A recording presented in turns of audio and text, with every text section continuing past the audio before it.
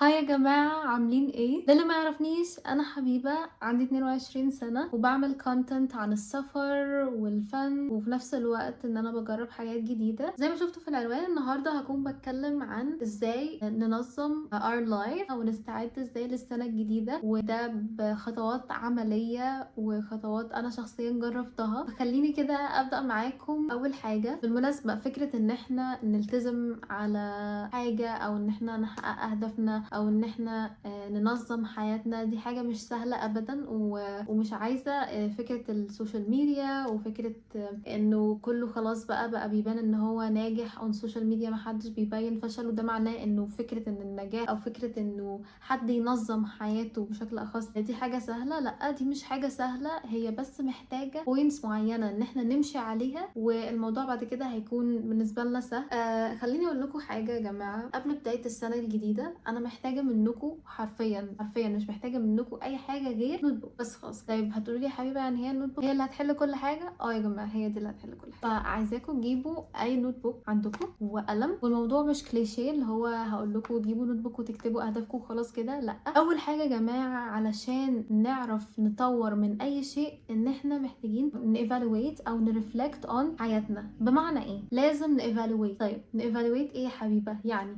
نيفالويت الاسبيكتس اوف اور لايف. ازاي بقى اقيم الاسبيكتس بتاعت الحياة بتاعتي، وازاي ان انا اقيم بالظبط انا مثلا محتاج ايه او مش محتاج ايه او محتاج اطور ايه بالظبط. ده هنعمله يا جماعة بحاجة هي اسمها wheel of life. wheel of life دي نستخدمها عشان نيفالويت حياتنا او عشان نيفالويت الاسبيكتس بتاعت حياتنا، واحنا واصلين فين بالظبط، وايه محتاجين نشتغل عليه، ايه محتاجين نديله effort اكتر، ايه محتاجين ان احنا نركز عليه اكتر. فده هيفيدنا جدا جدا وهيسهل علينا فكرة ان احنا نطور من نفسنا للسنة الجديدة. الويل اوف لايف انا هسيب لكم صورتها هنا، هحط لكم لينك في البايو اللي تيست ازاي تيفالويت يور لايف عن طريق الويل اوف لايف يعني. طيب عشان بس نبقى فاهمين ايه هي الويل اوف لايف يا حبيبه، زي ما انتم شايفين في الصوره، الويل اوف لايف دي عباره عن دايره ومتقسمه ل 9 او 10 اسبيكتس. ممكن تزودوا على قد يعني، لو انتوا في اسبيكتس معينه محتاجين تضيفوها حطوها، لو مفيش فهم في الاساسي بيبقوا 9 حاجات اساسيه او 10. انا قلت برضو افتحها على اللابتوب بتاعي وهسيب لكم برضو الصوره هنا عشان تبقوا متابعين معايا. ايه هي الويل اوف لايف؟ اول حاجه فوق هنلاقي مكتوب بزنس او كارير. هي الفكره كلها من الويل اوف لايف ان احنا بنبتدي نقيم كل اسبكت او كل جانب في حياتنا، نقيم من 1 ل10 ونشوف لو الدايره ما كانتش مثلا، يعني هي مفروض ان هي تكون اقرب حاجه للدايره، يعني ان الشكل بتاع الدايره نفسها يبقى اقرب حاجه للدايره. زي ما انتم شايفين كده هتلاقوا في كذا اسبكت او في كذا جانب. اول حاجه بزنس او كارير، بعدين فاينانسز اللي هي الامور الماليه بتاعتنا، الهيلث الصحه، الفاميلي اند فريندز العيله والاصدقاء، رومانس يعني الحياه العاطفيه، personal development التطور الشخصي او تطورنا احنا كاشخاص، fun and recreation الحاجات اللي احنا بنعملها، الهوبيز مثلا او كده، الحاجات اللي بنستمتع بيها في وقت فراغنا، contribution to society يعني مثلا volunteering او تطوع في المجتمع، او انه ازاي انا اكون يعني حد اكتف في المجتمع بتاعي. طيب انا بعد ما شفت كل الاسبكتس ايه المطالب مني؟ المفروض ان احنا نطبع الورقه دي او ممكن تعملوها on your phone whatever، وتبتدوا تقيموا من 1 ل10 احنا فين من 1 ل10 في كل اسبكت في حياتنا. من خلال الويل دي يا جماعه هتبتدوا تعرفوا انه انا ايه ناقصني بالظبط في حياتي، او ايه ايه الاسبكت اللي واقع مني في حياتي، او ايه الاسبكت اللي انا محتاجه اركز عليه الفتره الجايه. طيب مثلا اهو نيجي عن مثلا business and career، مثلا احط 8. الفاينانسز امشي كده ممكن لا، حاسه ان هي 7. الهيلث لا، انا الهيلث مثلا 3. الفاميلي اند فريندز لا، انا اديها 9. فاحنا نبتدي نقيم كده ونحط نقطه، طبعا هي مترتبه النقط كده اهو، نحط نقطه احنا واقفين فين بالظبط من تقييمنا ووجهه نظرنا عند كل اسبكت او كل جانب في حياتنا. ونشوف الدايره بعد كده، نوصل النقط دي ببعض ونشوف الدايره هتكون شكلها عامل ازاي. حلو. طبعا احنا ممكن نلاقي بقى ان الدايره شكلها مش مستوي. هي المفروض الويل اوف لايف انه تطلع حاجه اشبه للدايره، يعني دايره او اشبه للدائره، ده هيكون حاجه كويسه طبعا. لكن ده مستحيل ان احنا نكون شخص محافظ على كل الجوانب كلها في وقت واحد بطريقه مثاليه، دي حاجه مش حقيقيه، ولكن تكون اقرب للدايره يعني. فهنعمل كده لو لقينا بقى انه لا في حاجات ناقصه، هنبتدي نلاحظ كده الحته دي داخله، ده داخل مثلا الهيلث، مثلا محتاجه ان انا ابتدي اشتغل على صحتي، لا الفن اند ريكريشن محتاجه اركز على الهوبيز او الحاجات اللي انا كنت بحب ارجع اعملها. ده هيسهل عليا اكتر بكتير من ان انا اقعد اشوف راندوملي كده انا عايزه اعمل ايه في السنه الجديده بطريقه راندوم. ممكن انظمها، ابتدي بقى بزنس اند كارير، لا انا محتاج ناقصني فيه كذا كذا كذا. الفاينانسز حاسه ان انا محتاج اشتري مثلا ذهب، اشتري شقه، اشتري حاجه معينه. فاميلي اند فريندز محتاجه ان انا اخرج اكتر مع صحابي، وابتدي اشوف البوينتس اللي انا ناقصه في الويل اوف لايف بتاعتي، او اللي هي محتاجه ان انا اشتغل عليها عشان اعرف اكتر انا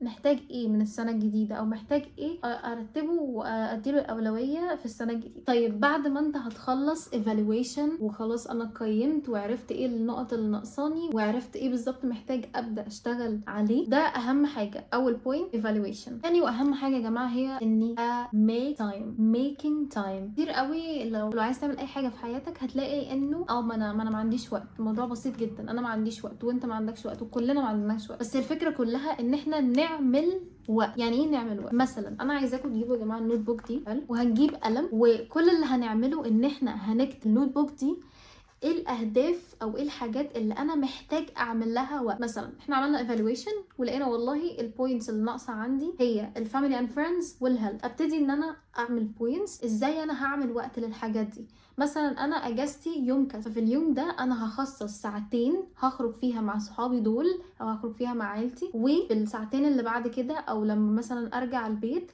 هبتدي ان انا اعمل شويه اكسرسايز في البيت. طيب الموضوع بيبتدي يعني بيبي ستيبس. ما ينفعش ان احنا ندخل على الحاجه مره واحده. ما ينفعش ان انا اقول لا انا عايزه بقى اكون بروح الجيم وان انا اكون بعمل رياضات قد كده، وما ينفعش. لازم الموضوع يكون ستيب باي ستيب عشان يكون اسهل علينا. يبقى اهم حاجه يا جماعه اول حاجه evaluation، ثاني حاجه نميك تايم، ثالث حاجه التو دو ليست. جماعه التو دو ليست دي يعني انا مش قادره اقول لكم هي مهمه قد ايه، وانا هوريكم حاجه بالنسبه للتو دو ليست. فانا عايزه منكم تجيبوا نوتس زي دي اهو، زي دي اللي بتبقى بالشكل ده. دي اعملوها للتو ليست. ليه؟ لانه النوت بوك الكبيره يعني دي سيبوها للاهداف لان هي كبيره وهتبقى هتكتبوا فيها اهداف كتير في اسبيكتس مختلفه او في جوانب مختلفه. لكن دي تو دو ليست اليوميه، ومش عايزاكم تبقوا قاسيين بالتو دو ليست، خلوها رياليستيك.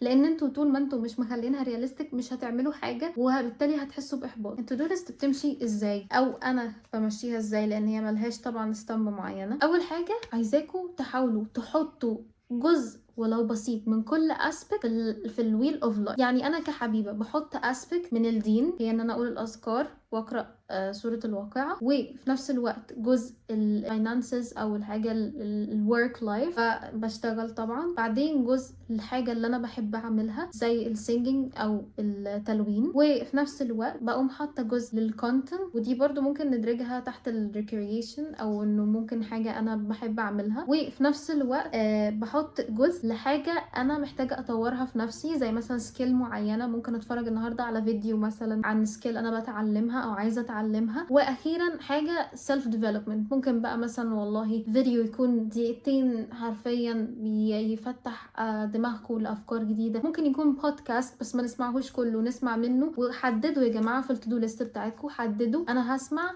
حوالي 3 دقايق من البودكاست ده. كل ما تكونوا سبيسيفيك اكتر كل ما كان الحاجه سهل تحقيقها. يعني كل ما كنتوا مخصصين الحاجه اكتر كل ما كان سهل ان انتوا تعملوها. وجربوها وصدقوني هتفرق. انا عارفه ان هي ممكن تكون تب صغيره جدا بس هي بتفرق تماما معاكم. ده بالنسبه للتو دو ليست. اخر حاجه يا جماعه حابه اتكلم فيها وهي life in 20. لو انت هنا وبتتفرج على الفيديو ده وفي العشرينات او لسه هتدخل العشرينات او لسه you're a teenager، الفيديو ده مهم قوي ليك بجد بجد. محتاجه اكد على النقطه دي، وهي اما تيجي تبتدوا السنه الجديده يا جماعه please be open. يعني ايه؟ يعني اي فرصه مناسبه تجيلكوا سواء ان هي مناسبه ليكوا go ahead and do it. ما تترددوش، لانه يا جماعه اي فرصه حرفيا بتجيلكوا في الحياه هتحسوا ان انتوا حتى لو هي مناسبه جدا 100% ليكوا هتحسوا ان انتوا مترددين، ان انتوا خايفين ان انتوا تبداوا الخطوه دي، انه لا انا لسه انا مش جاهز اصلا للفرصه دي، يعني انا لسه ما عنديش الامكانيه ومش هبقى جاهز، ولو خدت الفرصه دي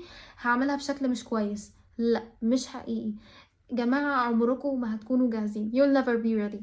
so اللي انا بقوله لكم من الفيديو ده ان انتوا محتاجين يعني تعملوا list for the things او للفرص اللي انتوا حاسين ان انتوا محتاجين تقدموا فيها. دايما في جملة مقتنعة بيها، وهي يعني you will never know until you try. يعني انت ما تعرفش ايه اللي هيحصل لغاية ما تجرب، فجربوا كل حاجة، بس نقوا حتى الفرص. يعني عمركم ما هتكونوا جاهزين. ليه؟ طيب انا قلت لازم تكون فرصة مناسبة. باللي انا بقصده بالجملة دي ان احنا مش نوافق على اي حاجة حرفيا. خليكوا بتعرفوا او عندكوا السكيل بتاعت انه اختار الحاجة اللي فعلا هتديني فاليو. في حاجات كتير ممكن تكون فعلا هتديكوا فاليو، بس انتوا عندكوا احساس انه لا انا مش هقدم في الحاجة دي او مش هعمل في الحاجة دي عشان انا خايف او عشان انا حاسس ان انا مش كفاية ليها. في الحالة دي تتجاهلوا الاصوات دي تماما وتقدموا.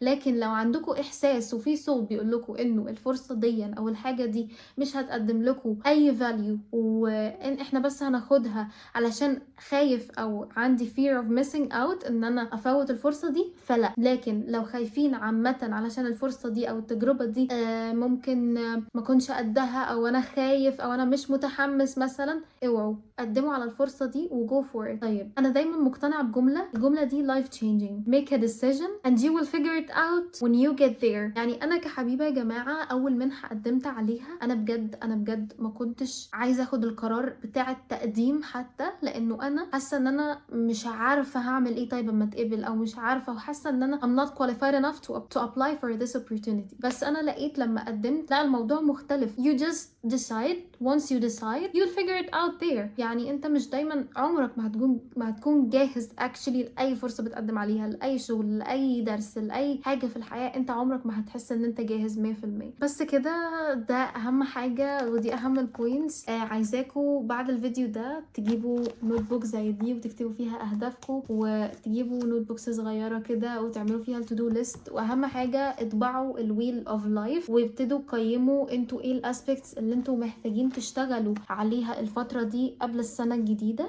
وصدقوني ما تكتبوش الحاجة وترموها وتنسوها وتحسوا انه خلاص انا كده كتبت الحاجة ومش لازم بقى ابتدي فيها، او انه انا خلاص مادام كتبت كده تمام. لا، الويل اوف لايف هتحسسكوا انه لا، في اسبيكتس كتير احنا فعلا مقصرين فيها، وفي اسبيكت انا كنت ممكن فاكر انه انا شغال كويس قوي فيها، ابتدي ان انا احس انه لا انا محتاجة اراجع نفسي قوي فيها. وهسيب لكم برضو تحت لينك لتست يعني بيخليكم تعرفوا اكتر برضو الشكل الويل اوف لايف بتاعتكم، وازاي ان انتوا اصلا تقيموا كل اسبكت من حياتكم. وبس كده، اتمنى يكون الفيديو فاتكم. ما تنسوش تعملوا سبسكرايب وتفعلوا الجرس عشان يجيلكم كل جديد، واشوفكم في فيديو جديد، وباي.